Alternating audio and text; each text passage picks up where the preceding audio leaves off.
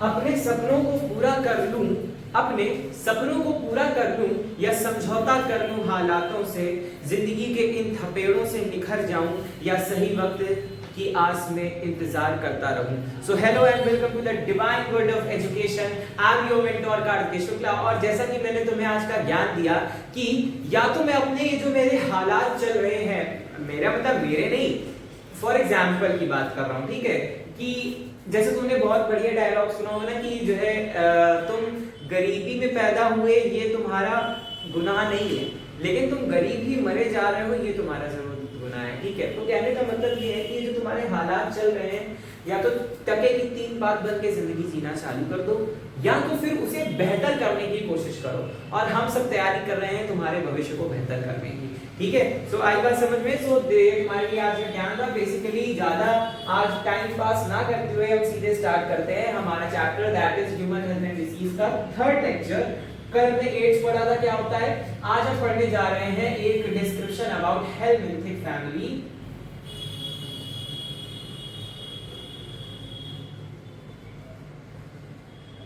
Helminthic disease, sorry, okay. क्या होता है हेलमिंथिक? सबसे पहले इसको देखते हैं, हेलमिंथिक क्या होंगे।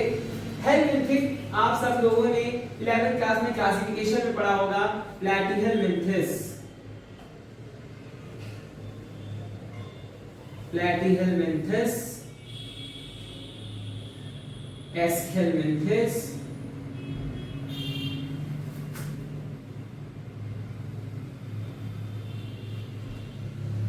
एनिमल किंगडम में, ठीक है, एनिमल किंगडम में।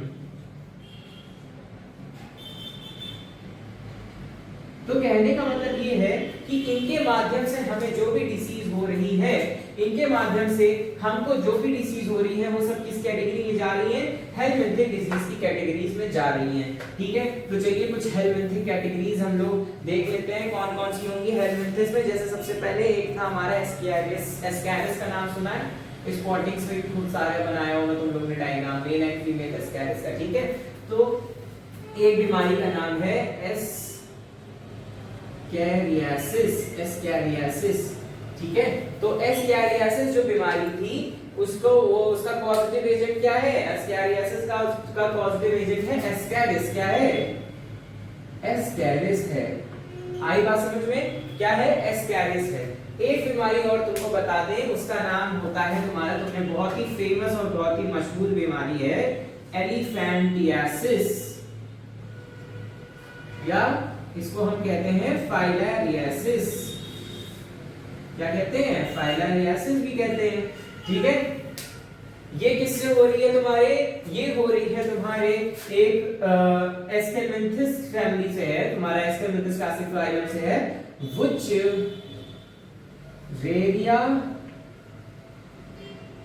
ब्रैंकॉफ्टाई, वुचरेरिया ब्रैंकॉफ्टाई, ठीक है। क्या है? वुचरेरिया ब्रैंकॉफ्टाई है, ठीक है। ठीक, आप सबने सुना होगा जिसमें हाथी पाओ, ठीक है, हिंदी में लिख लो इसको, हाथी पाओ। हाथी पाओ नाम की बीमारी हो जाती है जिसमें एक पैर जो होगा वो हाथी जैसा हो जाता है, ठीक है। आई बात समझ में? इन्फ्लेमेशन इन जेनाइटल ऑर्गन्स होते हैं। एक चीज और बता दें, ठीक है, ये किससे होता है? By bite of female culex mosquito, by bite of female culex mosquito, ठीक है। फीमेल क्यूलिस मस्कीटो अगर काट लेगी, उसके पास ये वेक्टर होगा वुचरेरिया ब्रैंकॉफ्टाई का, तो ये डिसीज हमको हो जाती है। इसका नाम होता है एलिफेंटियासिस, या फिर क्या कहते हैं इसको, फाइलेरियासिस कहते हैं। ये एक हेलमिंथिक डिसीज है। आई बात समझ में? इसको नोट कर लेना, बहुत इंपॉर्टेंट है। इस तरह स्टार लगा सको उतने लगा लेना, ठीक। आई बात समझ में? फिर हम देखते हैं एक टाइप की डिसीज और हम देख लेते हैं जिसको हम कहते हैं फंगल डिसीज। क्या कहते हैं? Fungal disease.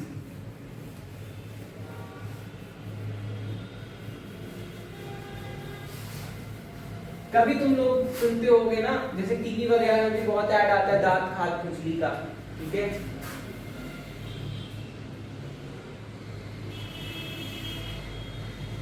फंगल डिसीज, ठीक है। फंगल डिसीज जो हम देखने जा रहे हैं वो है हमारी फंगल डिसीज का नाम है रिंगवॉर्म। क्या है?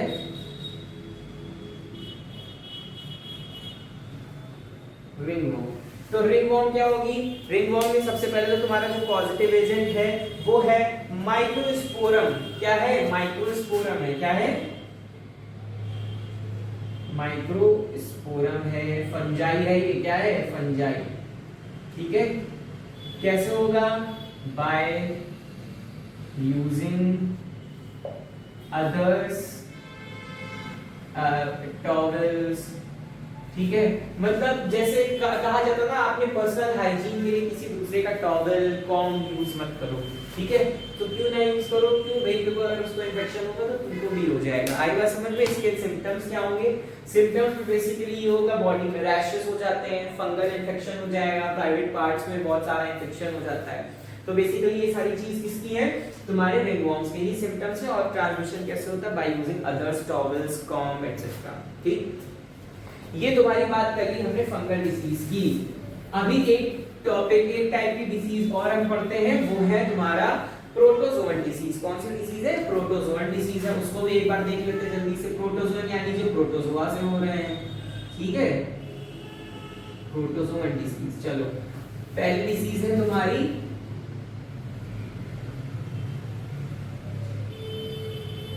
एमीबियासिस और दूसरी पढ़ेंगे हम मलेरिया। ठीक है, दो ही पढ़ने हैं। मलेरिया के बारे में फुल डिस्क्रिप्शन पढ़ेंगे लेकिन नेक्स्ट लेक्चर में। आज हम पहले ये देख लेते हैं पहले जरा सा एमीबियासिस किससे होगा? Entamoeba histolytica. Entamoeba histolytica. आई बात समझ में? Entamoeba histolytica. और मलेरिया किससे हो रहा है? तो मलेरिया जो हो रहा है वो भी मस्कीटो के काटने से हो रहा है। ठीक है, वैसे तो जो मेन मलेरिया है उसके लिए जो पैरासाइट रिस्पॉन्सिबल है वो है तुम्हारा मलेरियन पैरासाइट।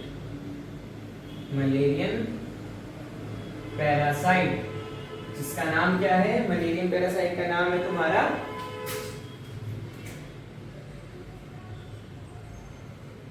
प्लाज्मोडियम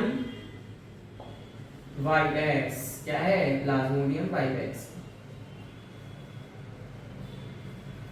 ठीक, जब बात कर रहे हैं एंटामीबा हिस्टोलिटिका की, तो बेसिकली इसमें तुम्हारे जो है नॉर्मल डिसेंट्री होती है। डिसेंट्री यानी लूज मोशंस। ठीक है,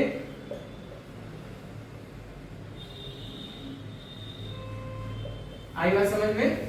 ये सारी चीजें होती हैं। ठीक, तो ये हो गई तुम्हारी प्रोटोजोअन डिसीजेस। आइए अब देखते हैं आगे। ठीक है, अब आगे देखते हैं क्या चीज बचती है। अब हम पढ़ने जा रहे हैं एक बहुत ही interesting topic, that is your immunity. क्या होती है इम्यूनिटी? कभी कुछ कल्पना करना इम्यूनिटी के बारे में। तो इम्यूनिटी जो होगी वो तुम्हारी बेसिकली क्या होती है? एनर्जी होती। क्या होती है? तुमने एड्स पढ़ा। एड्स किस पे अटैक कर रहा था? तुम्हारे बॉडी के इम्यून सिस्टम पे अटैक कर रहा था। किस पे अटैक कर रहा था? इम्यून सिस्टम पे अटैक कर रहा था। चलो जरा इम्यूनिटी के बारे में बात कर लेते हैं।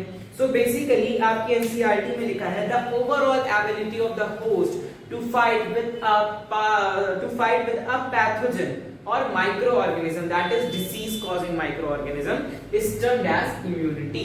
ठीक है, मतलब क्या कह रहे हैं कि इम्यूनिटी को क्या डिफाइन कर रहे हैं? ओवरऑल एबिलिटी, लड़ने की क्षमता। Overall ability of host to fight against disease कर लेना। ठीक है, डिसीज कर रहे हैं, माइक्रो ऑर्गेनिज्म कर रहे हैं, उसको क्या कहते हैं? हम एबिलिटी कहते हैं। क्या कहते हैं? एबिलिटी कहते हैं। अब बॉडी में टू टाइप्स की इम्यूनिटी होगी। एक तो तुम्हारी हम लिखते हैं इनेट इम्यूनिटी। क्या लिखते हैं? Innate immunity. और दूसरी लिखते हैं हम acquired immunity.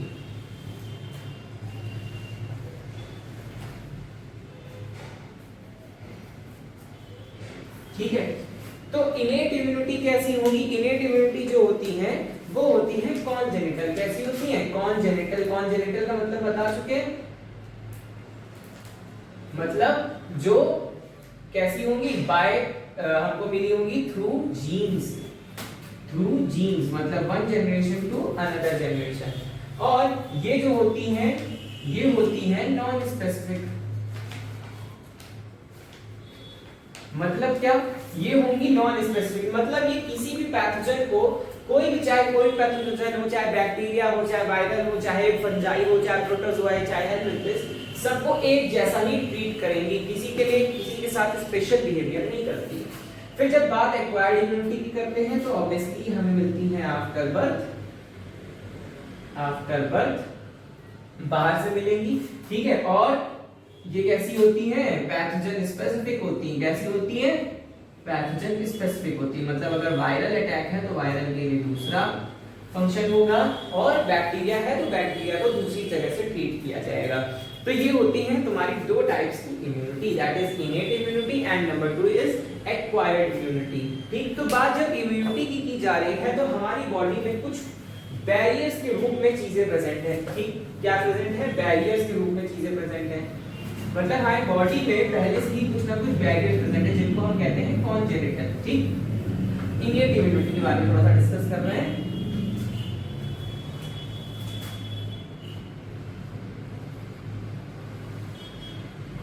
Barriers of body, number 1 barrier है हमारा फिजिकल बैरियर। कौन सा बैरियर है,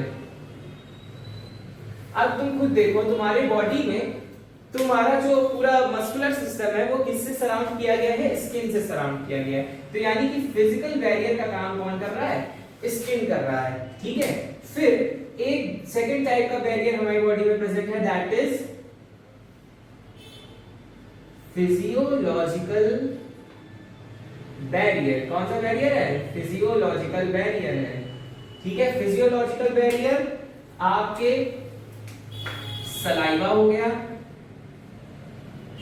टीयर्स हो गए, टीयर्स में क्या प्रेजेंट होते हैं, लाइसोजाइम्स प्रेजेंट होते हैं। क्या होते हैं, लाइसोजाइम्स प्रेजेंट होते हैं। ठीक है, लाइसोजाइम्स।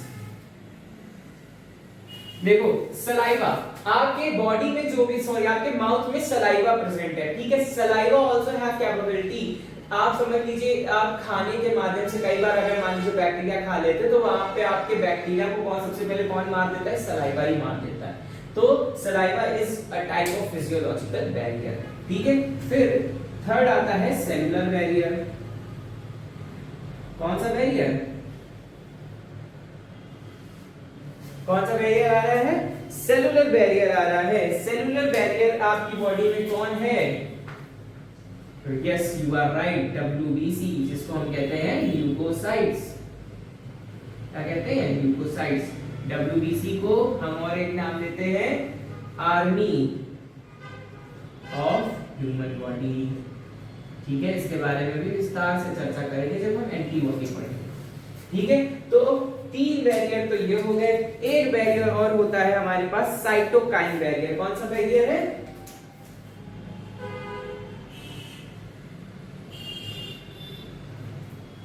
Cytokine barrier. बेसिकली इसमें आते हैं आपके इंटरफेरॉन्स। कौन आते हैं, इंटरफेरॉन्स, या कह लो प्रोटीन कोट आते हैं।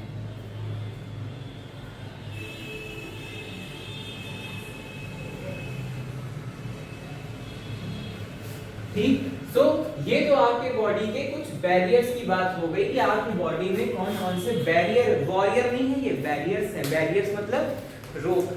ठीक है, तो स्किन फिजिकल बैरियर है, फिजियोलॉजिकल में आपका सलाइवा है और टीयर्स है। सेलुलर बैरियर में आपके पास WBCs है जिनको हम क्या कहते हैं, आर्मी ऑफ ह्यूमन बॉडी। और साइटोकाइन में क्या आ जाएंगे, तुम्हारे इंटरफेरॉन्स आ जाएंगे और प्रोटीन कोट आ जाएंगे। आई बात समझ में। अब आगे बढ़ते हुए तो हम ये देखेंगे कि इम्यूनिटी जो होगी वो कैसे वर्क करने वाली है और किस हिसाब से उसका पूरा काम होने वाला है। ठीक है, तो अब जरा पढ़ते हैं एक्वायर्ड इम्यूनिटी के बारे में।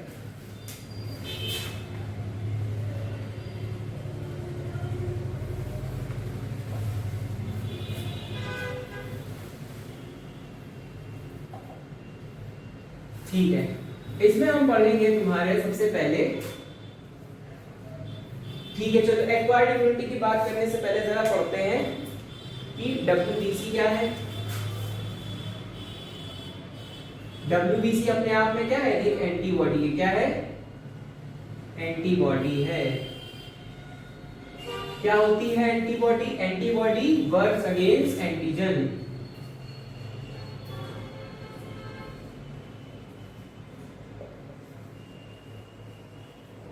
Works against antigen. Suppose that अगर ये आपका एक ब्लड है तो इसमें एंटीबॉडी जो होंगी वो ऐसे प्रेजेंट होती है, ठीक है, ऐसे प्रेजेंट होती है। एक स्ट्रक्चर होता है एंटीबॉडी का, आपकी एनसीईआरटी में बना हुआ है।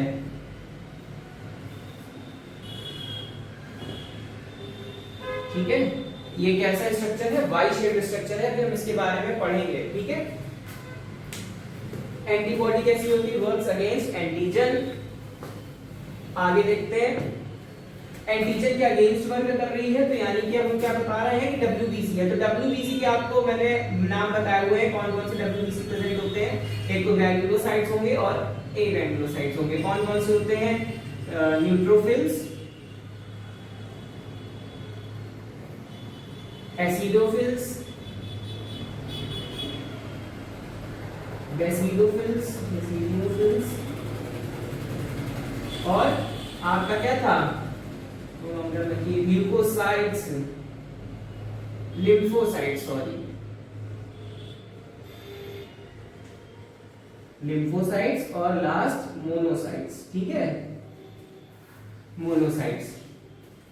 डब्ल्यूबीसी में न्यूट्रोफिल्स, एसिडोफिल्स, और ये कैसे हैं? ये हैं आपके ग्रैन्युलोसाइट्स। ग्रैन्युलोसाइट्स ऐसे सेल्स जिसमें ग्रैन्यूल्स प्रेजेंट होगा, और ये कैसे होंगे तुम्हारे? ए ग्रैन्युलोसाइट जिसमें ग्रैन्यूल्स एब्सेंट होगा।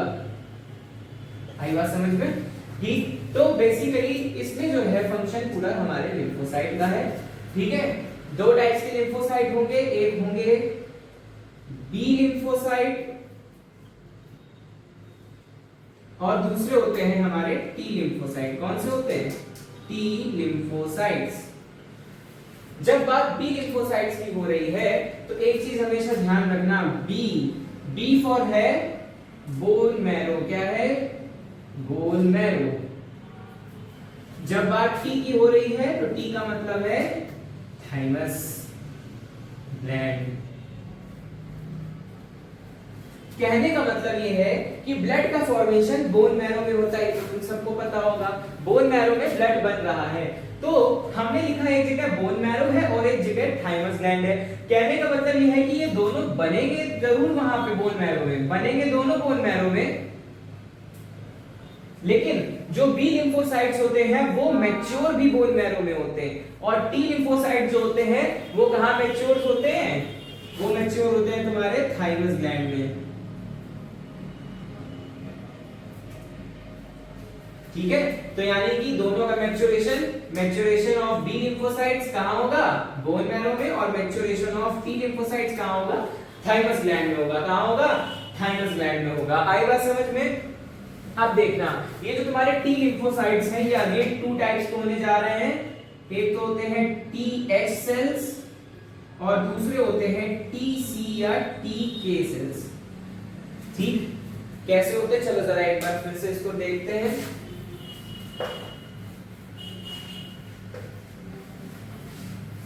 सबसे पहले जो तुम्हारी बी लिम्फोसाइट है, ठीक है, कौन सी है?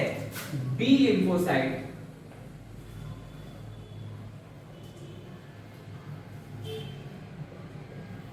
ठीक है, ये कहां मैच्योर हो रही है? ये मैच्योर हो रही है तुम्हारे कहां पे? बोन मैरो में हो रही है। So B lymphocytes produce an army of proteins in response to pathogen into our blood and to fight with them. ठीक है, अब देखो क्या करती है बी लिम्फोसाइट? प्रोड्यूस, फंक्शन क्या है? प्रोडक्शन ऑफ प्रोटीन्स, और इन्हीं प्रोटीन्स को यहां पे कहा जाता है एंटीबॉडीज। क्या कहा जाता है? Antibodies. Let's have a quick structure about antibodies.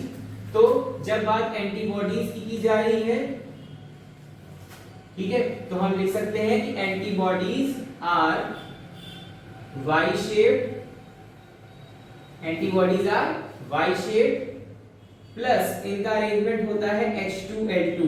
H2L2 क्या है? H मतलब होता है हैवी और L मतलब होता है लाइट। और ये जो टू लग गया मतलब टू हैवी टू लाइट क्या चेन्स, ठीक है।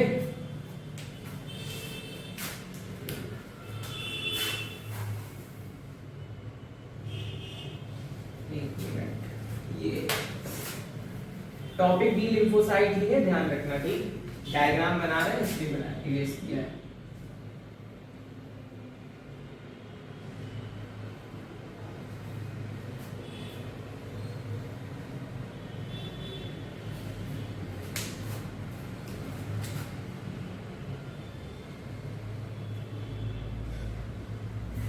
ये है आपका एंटीबॉडी का स्ट्रक्चर। इसमें से ये जो आप रेड वाली लाइन देख रहे हैं दोनों, ये है आपकी लाइट चेन। क्यों लाइट चेन है? क्योंकि खुद देखो कहां से स्टार्ट होकर के खत्म हो गई, ये प्रोटीन की चेन है। और ये वाली जो है ये है आपकी दोनों हैवी चेन्स, ठीक है, हैवी चेन। अब देखते हैं, कभी भी प्रोटीन का स्ट्रक्चर अगर आपने बारीकी से देखा हो, बारीकी से अगर आपने देखा है तो अच्छी बात है, नहीं देखा तो कोई बात नहीं। ये वाला जो पोर्शन होता है इसको कहा जाता है एंड टर्मिनल। क्या कहा जाता है? एंड टर्मिनल, जहां से वो स्टार्ट होता है, ठीक है, एंड टर्मिनल। और नीचे वाला पोर्शन जहां पे खत्म हो रहा था उसको कहा जाता है सी टर्मिनल। क्या कहते हैं? सी टर्मिनल कहते हैं। आई बात समझ में? ठीक है, क्यों कहते हैं ये भी समझ लीजिए। यहाँ पर जो होगा, यहाँ पे होगा NH3 ग्रुप और यहाँ होगा COO ग्रुप, ठीक। इसलिए कहा जाता है वो एन टर्मिनल है और ये कैसा है? सी टर्मिनल है, ठीक। सबसे पहले क्या होगा, ये जो स्ट्रक्चर है यहाँ पर आएगा तुम्हारा एंटीजन ऑफ पैथोजन, ठीक है। क्या आएगा? एंटीजन ऑफ पैथोजन, यहाँ पर आएगा एंटीजन ऑफ पैथोजन। और फिर क्या होगा, ये पूरी चेन जो है रिएक्ट करना स्टार्ट कर देगी, एंटीबॉडी अपना रिएक्शन स्टार्ट करेगी। एक चीज और बता दे, ये जो दोनों चेन्स आपस में जुड़ी होती हैं, ये जुड़ी होती हैं तुम्हारे डाइसल्फाइड बॉन्ड की मदद से। इधर लिख देते हैं, इधर कुछ और बताना है, इधर लिखते हैं, ठीक है। ये जो दोनों चेन जुड़ी होंगी ये होता है तुम्हारा डाइसल्फाइड बॉन्ड। कौन सा बॉन्ड है? डाइसल्फाइड बॉन्ड, ठीक है। ये कुछ इस तरह से होता है, ठीक है, जहां पे एंटीबॉडी एंटीजन ने रिएक्शन स्टार्ट की और फिर ये वाला जो मेन रीजन होता है वो होता है तुम्हारा इंजीजन। कौन सा रीजन होता है? इंजीजन। आपकी एनसीईआरटी में नहीं लिखा है, उसको पेंसिल से नोट कर लेना, ठीक है। तो बात आज हमने यहाँ पे बी लिम्फोसाइट की कर ली। तो बी लिम्फोसाइट का क्या काम है? प्रोडक्शन ऑफ प्रोटीन, और इसी प्रोटीन को हम क्या कहते हैं? एंटीबॉडीज कहते हैं, ठीक है। नेक्स्ट लेक्चर में हम टी लिम्फोसाइट के बारे में थोड़ा बहुत पढ़ेंगे और उसके बाद हम ये चैप्टर जल्दी से कल फिनिश करने की कोशिश करेंगे। आई वाज समझ में? तो आई होप सो आपको ये वीडियो पसंद आया होगा। So do not forget to like share and subscribe the divine word of education. I am your mentor Kartik Shukla. Thank you.